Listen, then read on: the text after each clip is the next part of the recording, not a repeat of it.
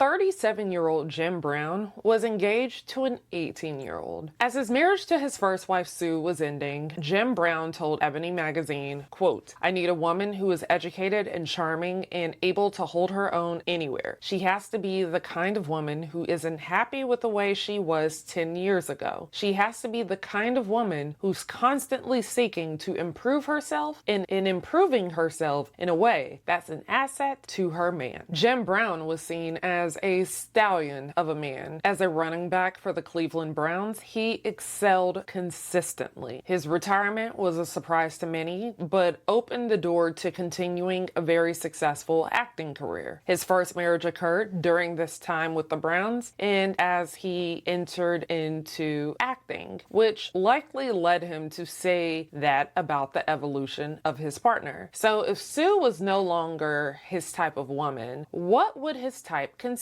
of? Well, simply put, Jim said he preferred women that were, quote, petite, delicate, no excess, thin legs, nice butt. He would also say, quote, "When I eat a peach, I don't want it overripe. I want that peach when it's peaking." And he also said something that would have caused quite the pause if it were stated today, which was, quote, "I tell all of them, though, nature's got a plan. There's a pretty girl turning 16 years old every day." So understanding that would make sense when I tell you that he found those qualities in a college freshman named Diane Stanley. Their engagement was profiled in Jet magazine in 1974. When they met, he told Jet he had, quote, "no intentions of getting married again." But clearly, Diane changed his mind. 8 months into their relationship, Jim proposed with a diamond and emerald engagement ring. Her parents were, quote, "pleased with the relationship despite Jim's many abuse allegations." Her father, an attorney, defended Jim, saying, quote, "In my profession, we are taught never to prejudge an individual. In fact, if anything, her father was initially impressed, assuming Jim would be stupid just because he played football." Diane planned to transfer to UCLA after marriage since Jim lived in California. She had aspirations of becoming an attorney like her father. Prioritizing her degree was important to both her father and Jim. She also said that she wanted at least 3 kids, quote, "whenever it happens." But after that feature about them, there would be so many conflicting stories about the status of their engagement. In April 1974,